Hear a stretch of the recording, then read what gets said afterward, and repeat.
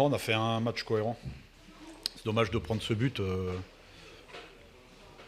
contre ce genre d'équipe parce qu'après, ils se sont regroupés. Mais sur la première mi-temps, on a manqué de liant. On était plutôt en réaction plutôt que d'être actif. On manquait de justesse technique. On était un ton en dessous au milieu de terrain notamment. Et c'est dommage parce qu'on est mené 1-0 alors qu'ils n'ont rien. C'est juste sur une erreur technique de notre part et on prend ce but. Après, on a réajusté à la mi-temps et les changements nous ont ramené aussi beaucoup plus de qualité technique. Et on a tenu le ballon sur cette deuxième mi-temps. Et je ne sais pas s'il y a hors-jeu sur le but. On a eu beaucoup de centres. Je crois qu'on a eu 24 centres. On a eu une possession plutôt totale. On mérite de revenir au score. Après, il nous a manqué cette... Le plus dur, c'est de mettre des buts dans le football. Donc, il nous a manqué ça. Mais c'est vrai que la deuxième mi-temps était... voilà, on a eu une domination totale. On aurait mérité mieux ce soir. Au moins un point, mais on va continuer à travailler. Il reste encore 18 matchs à jouer et il faudra maintenir le niveau de la deuxième mi-temps pour ambitionner des choses. Ouais. Il y a des regrets au vu de la débauche d'énergie Ouais, il y a des regrets au point de vue comptable. Parce que sur le contenu du match, on méritait au moins de prendre un point. Après, j'ai hâte de revoir les images aussi parce que voilà, ça ne s'est pas joué à grand-chose. Et c'est vrai que voilà, j'ai une équipe jeune aussi. Il y a encore deux minots qui ont joué ce soir, qui ont 18 ans. Et c'est vrai qu'ils ont apporté de la fraîcheur et de la qualité. Maintenant, il y a voilà, cette efficacité offensive. Quand on a autant de situations, on doit sanctionner l'adversaire.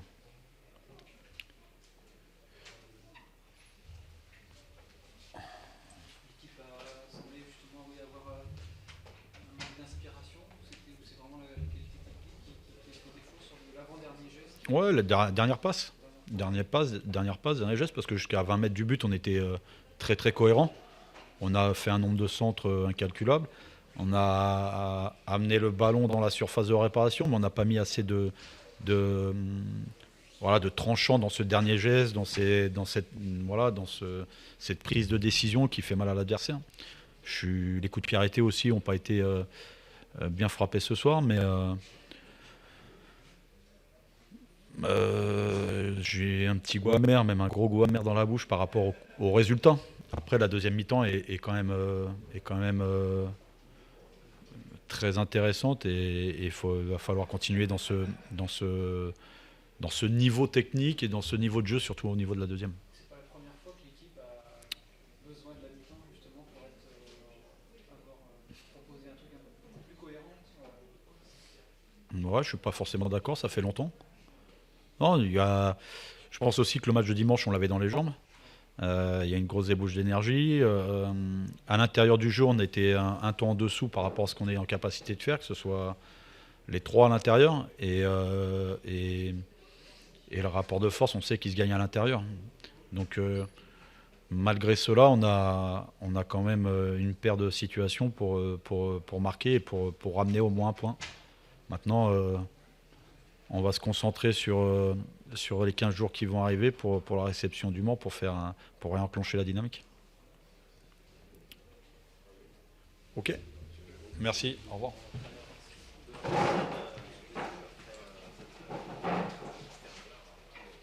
L'entraîneur de l'AS Nancy Lorraine en direct. Bonsoir. Bonsoir à tous. Ce soir, succès avec du réalisme dans les deux surfaces de réparation pour l'AS Nancy Lorraine. C'est peut-être ce que vous cherchiez sur la première partie de saison et que vous avez eu ce soir. Ouais, c'est vrai. Déjà, c'est une grande satisfaction, c'est d'avoir gagné le match parce que c'était un objectif important. Déjà, féliciter mes joueurs parce qu'ils ont déjà atteint l'objectif de ce début d'année 2020, qui était de se qualifier en Coupe de France et de remporter notre premier match à domicile pour atteindre la barre des 30 points. Donc bravo à eux, ça a été fait.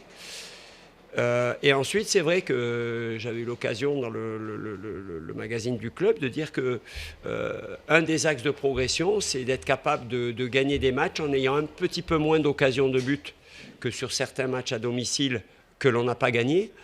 mais être capable de gagner en ayant moins, en faisant preuve d'efficacité. Et ce soir, ça a été le cas. On est un peu en difficulté en première mi-temps parce qu'on a beaucoup de déchets techniques. Chaque fois qu'on a réussi à sortir d'un côté pour aller trouver notre latéral à l'opposé, c'était fluide. On trouvait des décalages et des centres intéressants, mais on n'a pas réussi à le faire tout le temps, faute d'un peu de maîtrise technique, d'une mobilité qui était peut-être pas toujours bonne. Mais bon, on est resté patient, en restant solide, ça te donne plus de temps. Donc oui, c'est une victoire importante et la façon dont on l'a gagnée, c'est très important aussi parce que même s'ils ont eu un peu la possession sur la deuxième mi-temps, j'ai le sentiment que sur chacune de nos attaques rapides, sur nos contres, on pouvait être très très dangereux. C'est dommage de ne pas avoir fait le break. Et au final, eux ont eu très peu d'occasions de but quand même. Vous concédez très peu de choses en ayant peu de ballons en deuxième mi-temps? Ouais, peu de ballons, mais par contre, je vous dis, en ayant peu de ballons, vous savez, la possession, c'est anecdotique. Si vous avez peu de possession et que c'est vous qui avez le plus d'occasions de but, c'est que vous êtes dans le vrai. Cette équipe, depuis le début de saison, est la meilleure défense du championnat, est très forte sur les transitions. Sur leur match, ils ont battu le leader juste avant la trêve 3-0. Bon, ils les ont pris en contre. Lorient a eu un paquet d'occasions. Ils ont buté sur Prior et ils se sont fait cueillir sur des contre-attaques. C'est une équipe qui est capable de se projeter très vite sur les attaques rapides. Donc il ne fallait pas tomber dans ce piège-là. Moi, 1-0 à la mi-temps, je voulais que ce soit nous qui les aspirions pour les contrer. Et on a vu avec la vitesse de Sissoko et 6, souvent, on a eu des situations où on leur a fait mal. Donc voilà, le plan de jeu a été respecté. C'est peut-être pas toujours, ça a été peut-être moins spectaculaire que parfois, mais en tout cas, ça a été bigrement efficace et on a atteint l'objectif en étant une nouvelle fois en concédant pas de but. Je vais vous donner un exemple quand même. Cette équipe de Valenciennes est meilleure défense du championnat encore ce soir, parce qu'avec un but de plus, ils le sont toujours. Mais leur gardien a stoppé 88 tirs depuis le début de saison. Nous, Baptiste Vallet, depuis le début de saison, il a stoppé 46 tirs, c'est-à-dire les tirs cadrés. Donc vous vous rendez compte que c'est quasiment le double de nous. Donc ça veut dire que voilà, au niveau défensif et au niveau de la manière de protéger notre gardien, on est dans la bonne voie, quoi. Maintenant, après, c'est être capable de marquer ce deuxième but qui nous met un petit peu plus à l'abri et qui nous permet de mieux vivre la fin de match. Mais même si après, quand Ryan est rentré, ça a stabilisé avec Karamoko qui peut-être plus naturellement faisait le travail défensif que Ousmane qui était peut-être un peu fatigué. Bon, ben, on a bien maîtrisé la fin de match, je trouve.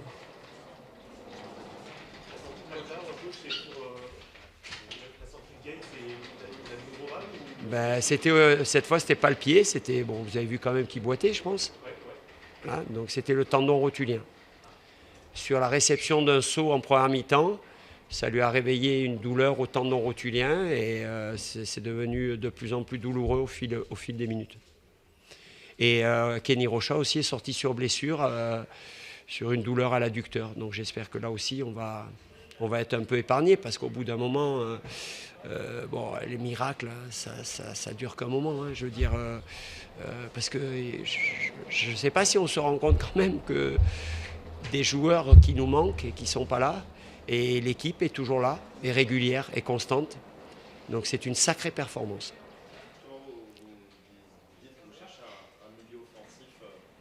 Non, je ne cherche pas. J'ai dit, s'il y avait une opportunité, c'est un profil de milieu droit, droitier, rapide, percutant. Parce qu'on a beaucoup de gauchers, on joue avec des gauchers qui jouent à droite.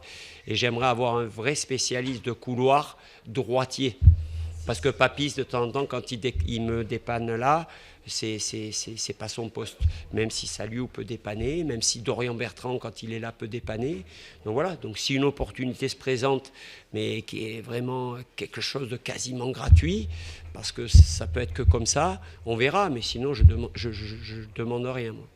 Saliou 6, on a vu un cran en dessus, comme face à Auxerre, très intéressant encore dans cette position. Ah non, finalement, je suis pas trop scolaire, quoi. Des fois, je vois un peu le foot, c'est bien. C'est plutôt bon signe. Ouais, mais moi, je ne suis pas étonné. Hein. Je ne suis pas étonné, c'est un garçon qui a déjà joué à ce poste. En partant de derrière, il nous avait mis déjà 3 ou 4 buts depuis le début de saison. Voilà, je savais que j'avais cette possibilité. Mais moi, je mettrais aussi en avant les prestations de Vincent Muratori, qui en début de saison a été... voilà, on a dit, ouais, il faut trouver quelqu'un côté gauche. Muratori ne peut plus jouer arrière gauche et tout. Que ce soit Auxerre ou là, Vincent, il montre qu'il est encore là.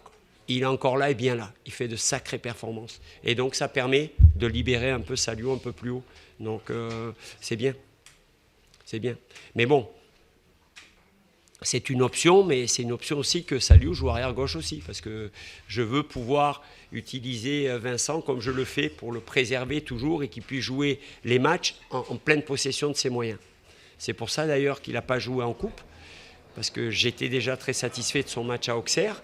Mais en coupe, je voulais un élément en plus et j'ai fait reculer Salio. Mais dans mon esprit, ma compo de ce soir était déjà dans mon esprit avec Salio un peu plus haut. Donc voilà, mais c'est une option. Mais bon, je préfère avoir encore d'autres possibilités. Quand Dorian est là, voilà, lorsque Vagui sera là, c'est encore mieux. Encore mieux. Là, on va tout mettre en œuvre pour se qualifier en Coupe de France. Et dès demain, avec Manu, on va prendre la route pour être à Belfort, pour assister à leur dernier match de championnat. Et je compte bien être en 8e de finale. Et ça veut dire que dans fin de mois, on va avoir un calendrier très, très, très chargé, avec 2 semaines consécutives à des matchs tous les 3 jours. Et j'espère qu'on aura récupéré du monde. Sinon, ça peut nous faire plus de mal que de bien, malheureusement. Mais on est des compétiteurs et on ne peut pas se dire que c'est pas une bonne chose d'être qualifié en 8e de finale de la Coupe. Donc on prendra les matchs les uns après les autres, mais j'espère avoir un effectif un peu plus conséquent pour pouvoir faire des rotations et maintenir tout le monde en plus concerné. Parce que c'est ça qui est beau avec la Coupe et le championnat, c'est que tout le monde peut jouer des matchs importants, des matchs avec un vrai intérêt. Donc voilà, mais il va falloir que ça cesse les blessures. Je suis un petit peu inquiet par rapport à Maktar et Kenny ce soir. Hein. Tu parlais des arrêts effectués par Valette du championnat. Ce soir, même quand on VA pousse, finalement... Oui, c'est ça. On ne concède pas grand-chose. Il n'y a pas vraiment une parade... Bon, il a été, je trouve que, compte tenu du contexte de son match de rentrée, il a montré beaucoup de sérénité, il a dégagé de l'assurance et je le félicite. Mais en règle générale, c'est pour dire que depuis le début de saison, je vous dis, cette équipe de Valenciennes, l'autre a effectué 88 arrêts contre 46 pour le nôtre. C'est énorme la différence. Et donc c'est la preuve que nous, collectivement, que ce soit à 3, à 4... quels que soient les défenseurs alignés, les 2 gauchers, CK, le truc, l'équipe est cohérente sur ce plan-là, et collectivement aussi. Et ça, c'est quand même très intéressant. Hein, le retour tout à fait réussi de Baptiste, c'est aussi des bonnes choses de la soirée. oui, c'est une bonne chose. Voilà, nous, on avait jugé bon qu'il était mieux sur le terrain, et on a pris la décision de façon collégiale, bien entendu avec lui, avec Jenna, qui est au quotidien avec lui. Et donc, voilà, c'est une très bonne chose. Et j'espère que maintenant, on va le laisser jouer tranquillement. Il va encore couper un petit peu là. Il va être le premier supporter de Martin la semaine prochaine. Et voilà, c'est bien. C'est bien pour tout le monde. Les joueurs, par rapport au match qui est samedi à Belfort, comment ça va se passer là? Ben là, on a récupération décrassage demain matin avec les soins. Et après, on fera la reprise que lundi après-midi. Voilà, ils auront repos samedi après-midi, dimanche, lundi matin. Et lundi après-midi, on fera une séance de reprise tranquille, basée sur un travail de renforcement du haut et un bon footing en forêt pour lancer la semaine. On a le temps jusqu'à samedi, mais ça sera une deuxième séance de soins pour bien préparer après notre match du samedi. Mais voilà, on reprendra que lundi à 3h, donc entre demain matin et lundi 3h, ils auront le temps de couper un peu, parce qu'après les matchs vont arriver vite et il n'y aura plus beaucoup d'occasions de couper. Voilà, messieurs, merci beaucoup.